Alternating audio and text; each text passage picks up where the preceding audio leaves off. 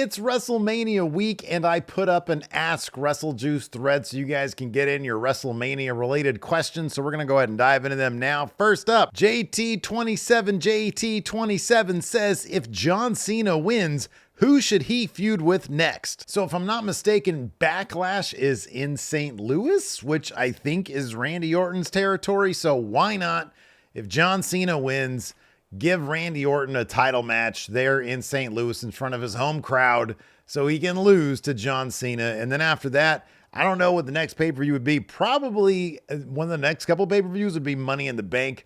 Then you do CM Punk. I think I did an entire video that sort of presupposed John Cena was going to win the championship, and I booked out the rest of the Vizier. I don't think anything's going to change from that video. At some point later in the year, I'll have to go back and take a look at it and see how correct or how off I was, and if my booking would have been better than the real thing. Shotgun Sean wants to know, will Charlotte or Tiffany shoot on each other or go into business for themselves? So I think I mentioned this on the Wildest WrestleMania predictions video because a lot of you had your Wildest WrestleMania prediction as Charlotte and Tiffany would shoot on each other during their match.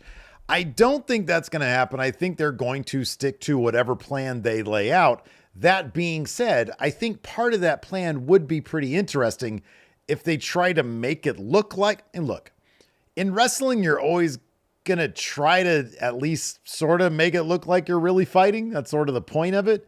But you can always tell when things get awkward and messy that, oh, this might actually be real. This could be a shoot.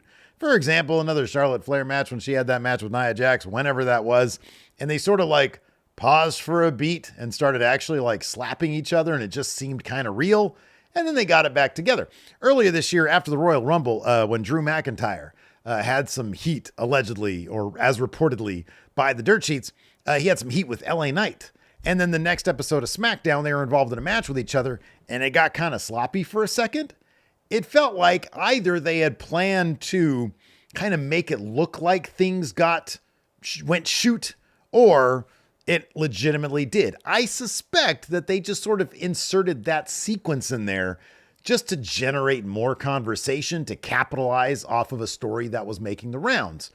I don't think it would be too out of pocket for Charlotte and Tiffany to do something like that, similar to what Drew and LA Knight did. However, if Charlotte at all wants to sort of fight the reputation that I've seen she has developed to a degree that she'll go into business for herself, maybe it's not a great idea to lean into that if it's a perception that she doesn't want out there. It kind of depends on what they want out of the match. And if they want people to really sort of think, oh, wow, this is getting kind of real, then maybe manufacturing something that comes off like a shoot wouldn't be too out of pocket. I think it'd be kind of interesting if they pull it off right. Shotgun Sean also asks, what's your biggest upset prediction for WrestleMania 41? Look at that. Shotgun Sean getting 2 questions back to back. Good job, Shotgun Sean. Anyways, let's take a look at the actual betting odds for WrestleMania. Hopefully this isn't going to spoil anything for you guys. I don't think that they have any inside info here. Let's see here. Right now, I would say the biggest upset. So right now, I would say, so Logan Paul is a minus. Well, there's a couple on here that actually could work as the biggest upset. I'm talking about like strictly in betting odds sense. Right now, Jade Cargill is a huge favorite over Naomi at what, 500 to 300. So whatever that is. I don't bet. So I don't gamble. I'm not a gambling type guy. I have my own unique ways of losing money for no reason, like buying those titles from Pakistan. I would say Jade Cargill is definitely going to win unless they're really happy with Naomi as a bad guy and Jade Cargill is over this wrestling stuff. There's always the possibility that, like, because Jade was gone for a while and we're still not entirely sure what the reason was. If it was like an actual injury that took her that long to get through, that's fine, and hopefully she's all repaired and stuff. There's always the possibility that somebody who steps away from wrestling for that long is just like, fuck it, I don't want to deal with this stuff anymore. She's under so much scrutiny all the time. I could understand why somebody'd be like, I don't want to deal with this shit. I've got other options. I can do other things. I don't want to do this. They could use a singles match at WrestleMania with Naomi to propel Naomi. I think that's a possibility. I don't see that happening, but I think it's a possibility in this case. In terms of like dude, Finn Balor is I'm looking at the betting odds. Finn Balor is a huge underdog in the Intercontinental Championship match.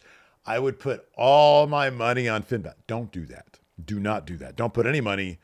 I'll be honest with you guys. Don't put any money on any of these matches right here.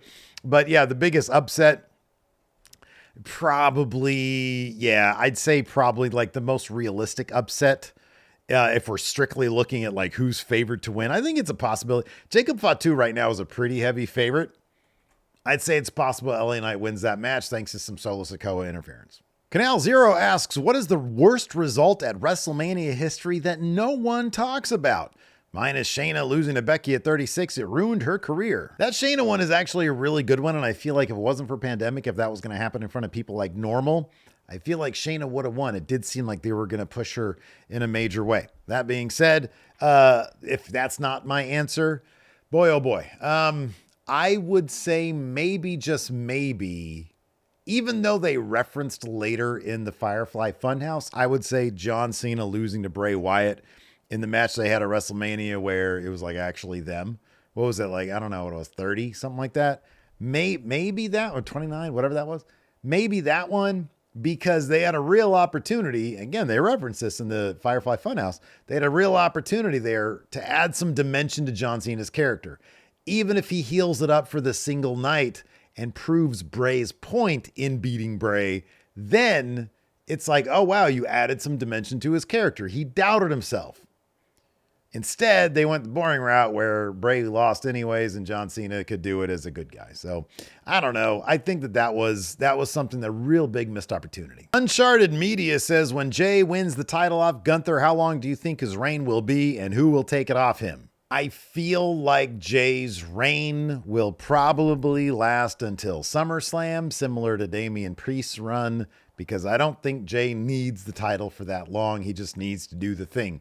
So it's going to be similar to Gunther's opponent last year, Sami Zayn, who did the same thing. I think he'll carry it till SummerSlam, and it wouldn't shock me to see, it might even be less time than that. It wouldn't shock me to see a heel Seth Rollins win it off of Jey Uso.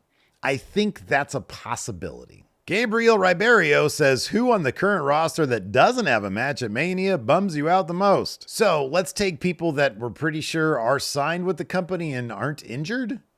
So like Ilya Dragunov, for example, I think he's injured. So I'm not going to choose him. Probably Sheamus, because I don't think Sheamus is injured right now. I don't know what's going on with Sheamus. Is Sheamus injured? Let me know in the chat. I honestly don't know. Probably Becky Lynch. I think there was an indication that she had signed with the company. Kind of weird that she's not going to be at WrestleMania. Yeah, beyond that, like people who are actually on the roster that we've seen on television, probably Los Garzas, Andrade.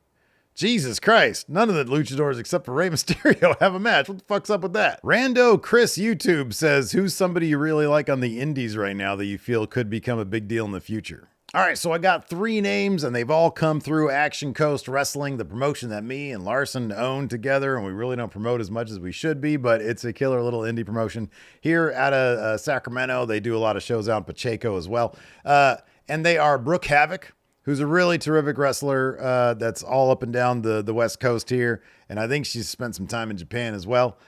Brett the Threat, who is the current Golden Gate champion there at West Coast Pro. I think he's really terrific, really great promo, fantastic wrestler. I love every time I see that guy, I'm like, dude, I think he's going to be a big deal. And then my man Alpha Zoe, who is also the Action Coast Wrestling champion for, I think he holds the record for the longest reign. I think something like that. I don't know. In any event, those are 3 names that I'd keep an eye on because I think they're really terrific. Wrestling Mark says, do we see The Rock at WrestleMania? We have to see The Rock at WrestleMania, right? Like he's got to come out and help Cena, you would think. He's got to do something. He's got to celebrate with evil Cena at the end, you would think. C Machine says, what match result could shock the whole arena if it happens?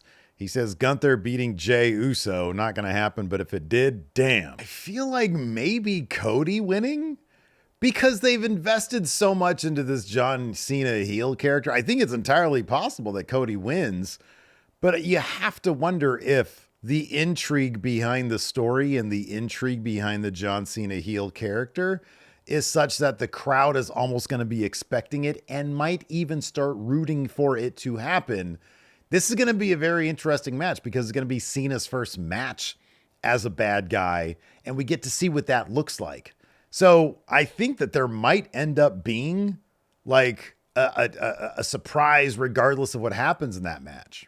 A Bridger Man says, also an unrelated side question for you. What is your go-to video game for leisure or to blow off steam? I like playing Rocket League.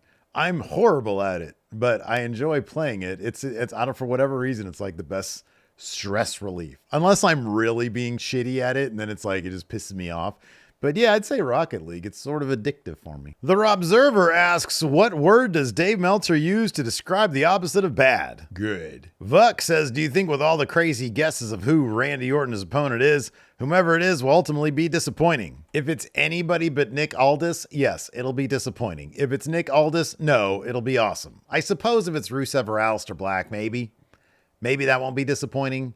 I mean, so I kind of feel like it's just going to be Solo, and that is disappointing. But if it's Nick Aldis, no, I will pop huge for that. Lies4228 says, if you had to guess who will hold both of the mid-card men's titles by next WrestleMania, who would you guess? Okay, a year from now, who's going to be holding the Intercontinental Championship? My guess would be maybe Ilya Dragunov. If they make a big deal about him when he comes back, then I guess they can put him on the road and then he'll win the Intercontinental Championship by then.